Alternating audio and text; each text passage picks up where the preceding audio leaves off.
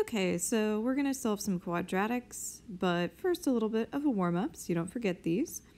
If you're solving this equation for y, and it's in both terms, you're going to need to factor y out. And then if you think about what's happening, you have y times that whole quantity 2x plus 3. So you're going to need to divide both sides of your equation by 2x plus 3. And you'll just end up with y equals 5 over 2x plus 3. So main topic for the day is some quadratic equations word problems. So picking out your information and figuring out your equation is kind of key here. Then you're going to just use your quadratic skills to solve. So we've got this triangular piece of land for sale. I know, so likely. They tell you a few things about it. So quick reminder, there's something in there about the hypotenuse. The only kind of triangles that have a hypotenuse are right triangles. Anything else, you just have sides. The hypotenuse only happens if it's a right triangle. So we do have a right triangle. So I've got my hypotenuse and two legs. There's one leg they tell us is longer and one leg that's shorter. So I'm going to label them here. Pictures always help me. We're supposed to find the lengths of the sides of the property. So information that we know. So one thing that we know is that the longer leg is 20 meters longer than twice the length of the shorter leg. So for my long and short legs, they've got this relationship where if I just label my shorter one x, the longer one is 20 meters more than twice that. So I could do 20 plus 2x for my longer leg. They also tell us that the hypotenuse is 10 meters longer than the length of the longer leg. So your longer leg was that 20 plus 2x that I just labeled. So the hypotenuse is 10 meters longer than that. So if I take my expression for my longer leg, 20 plus 2x, and add 10 to it, that would be the length of my hypotenuse, so 30 plus 2x. Now I need an equation that relates all this information. So anytime you're looking at a right triangle, don't forget the good old Pythagorean theorem.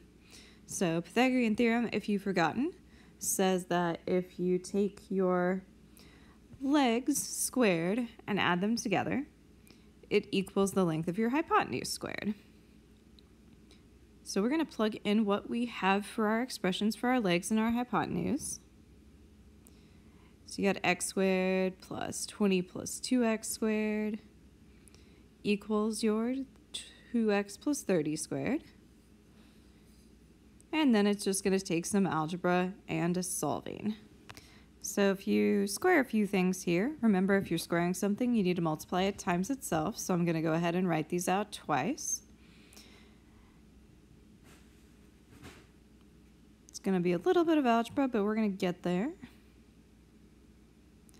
So squaring your x is just x squared. If you multiply 2x plus 20 times itself, I'm going to get to jot my middle terms up above and then combine them together so I don't have to rewrite. I'm going to have 80x and 400. And then 4x squared plus 60x and 60x, so 120x. Plus 900. If you're doing a quadratic, unless you're completing the square, you probably want 0 on one side. So let's combine some like terms. Oh, actually, let's just go ahead and subtract 4x squared from both sides of our equation so that those 4x squareds subtract off to 0. And then if we go ahead and subtract 120x and 900, we'll have 0 on one side and we can go from there.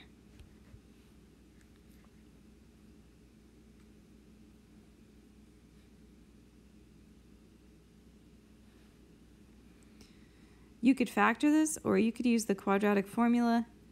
I'm going to try and factor it. X and x.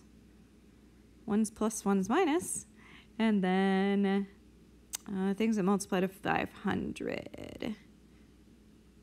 50 and 10. There we go. Set each of your factors equal to 0. And you'll end up with x equals 50 and negative 10. So if you think about what x represents in our situation though, x stands for the length of our shorter leg. So it can't be negative 10 because x is a side length. The only one that makes sense is x equals 50. So if you're supposed to answer the question, which asks for all the side lengths, don't forget to plug it back in. And besides 50 meters for your shorter leg, you're going to end up with 2 times 50 plus 20, gives you 120 meters for your longer leg, and then your hypotenuse is going to end up being 130 meters.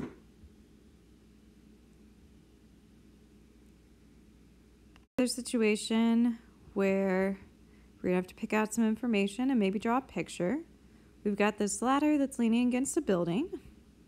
So we're going to assume that the ground and the building are perpendicular to each other. There's my beautiful ladder. Things that we know. So they tell us that this is a 10-foot ladder that's leaning against the building.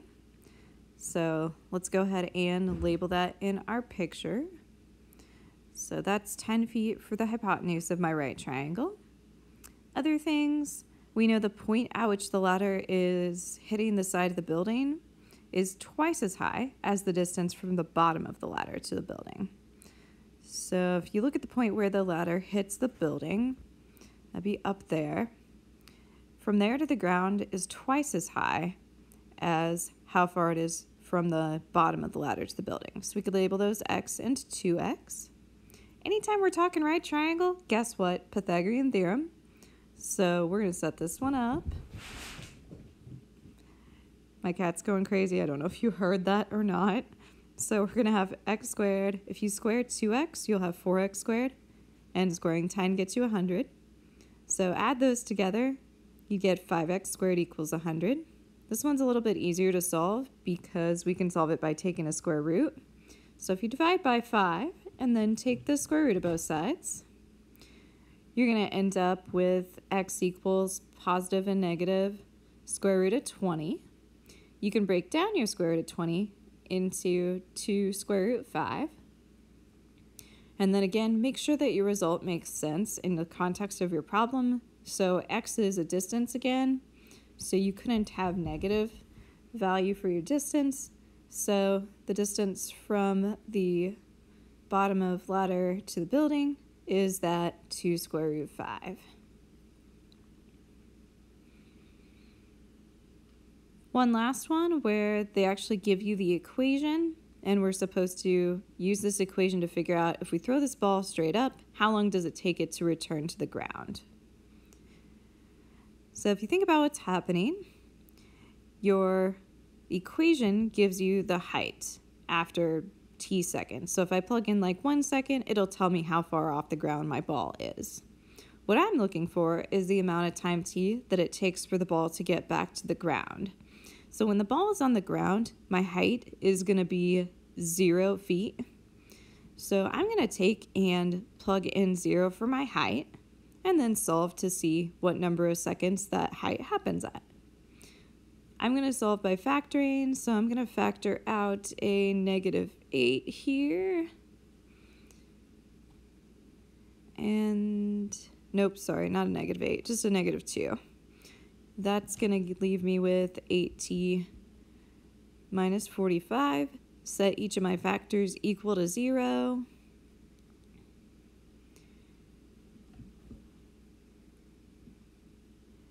And you'll end up with t equals 0. And if you add 45 and then divide by 8 over here, you're going to end up with 5.625 seconds.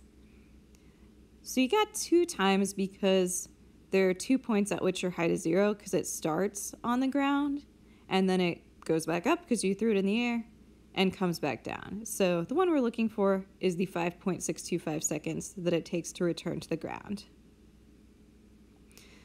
This one I'll let you try, but I'll give you a couple of hints if you get stuck.